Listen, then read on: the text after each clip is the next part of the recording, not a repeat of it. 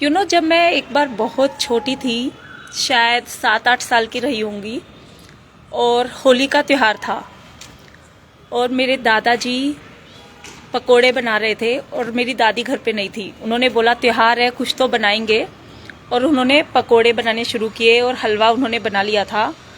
तो मैं क्योंकि बहुत छोटी थी ना, तो मैंने ऐसे ही खेल खेल में बोला मैं भी बनाऊंगी, और मैंने उसमें हाथ लगाया जैसे ही, तो वो गरम तेल सीधा मेरे पैर पे आके गिर गया। अब मेरे दादाजी तो पूरी तरह से परेशान हो गए। अरे अब मैं क्या करूं, कैसे करूं? वो इधर उधर भागने लगे, क्या लगाए, क्या करे, किस तरह से मेरा पैर ठीक करे, मुझे उस घाव से अब राहत कैसे मिले, क्योंकि मैं तो चिल्ला रही थी, रो रही थी जोर जोर से। और फिर आवाजें सुन के हमारे आस पड़ोस के दादियाँ चाचियाँ वो लोग भी आ गए मेरे पैर को ठीक करने के लिए, उसमें हेल्प करने के लिए। कोई कुछ लगा रहा था, कोई कुछ लगा रहा था, जैसे तैसे करके फिर डॉक्टर के पास लेके गए या क्या किया मुझे अब उतना याद भी नहीं है एक्चुअली। पर इतना याद है कि फिर थोड़े टाइम के बाद कुछ लगा दिया गया था और मेरा रोना बंद हो चुका था और मैं बैठी थी। और फिर मेरे दादाजी अफसोस कर रहे थे कि मैंने ना हाथ लगाने दिया होता तो अच्छा रहता था, मैंने ज़्यादा उससे रोका क्यों नहीं तुझे, और ऐसे लग गई खामखा में, और इतना नुकसान हो गया, इतना पैर जल गया है। तो वो बहुत अफसोस कर रहे थे उस बात का बाद में। और आज भी मेरे पैर पे उसका निशान दिखता है, और आज भी जब वो निशान दिखता है तो याद आती है उस इंसिडेंट की। और फिर ये बात याद आती है कि कैसे मेरे दादाजी उस दिन अफसोस कर रहे थे, और क्योंकि उस टाइम मेरी दादी भी घर पे नहीं थी, और जब वो वापस आई है, उन्होंने आने के बाद मेरे पैर को ठीक किया है। वो 15 दिन तक लगभग नहीं आई थी शायद, और मेरा पैर बिल्कुल भी अच्छा नहीं हुआ था। डॉक्टर्स के जा रहे थे, ट्रीटमेंट करा रहे थे, पट्टियां चल रही थी, पर वो पैर बिल्कुल भी ठीक नहीं हुआ था।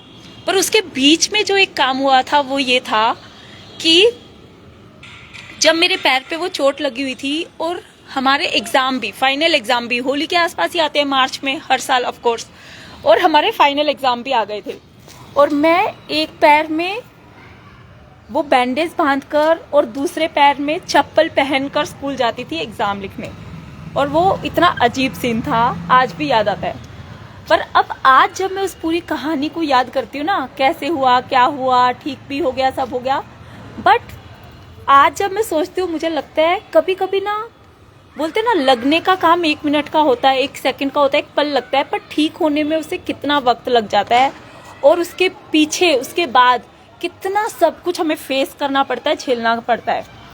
तो होने का काम तो सिर्फ 1 पल का होता है, पर उसके बाद उसे ठीक होना, हील होना, उससे बाहर निकलना उस सिचुएशन से, वो ही बहुत ज़्यादा टाइम लेता है।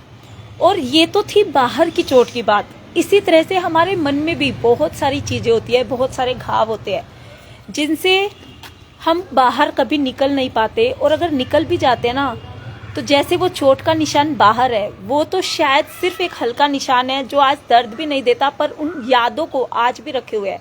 पर जो वो मन वाले घाव होते हैं ना, उनका तो दर्द भी महसूस होता है, वो पूरी तरह से कभी हील ही नहीं हो पाते हमारी लाइफ से। क्या आपको लगता है आपकी लाइफ में भी कोई इसी तरह का घाव है जिसे हील करना बहुत ज़्यादा ज़रूरी है, जो आपके मन में दर्द बन के हमेशा चुभता रहता है? येस और नो, चाहे वो बाहर का घाव हो, चाहे भीतर का घाव हो।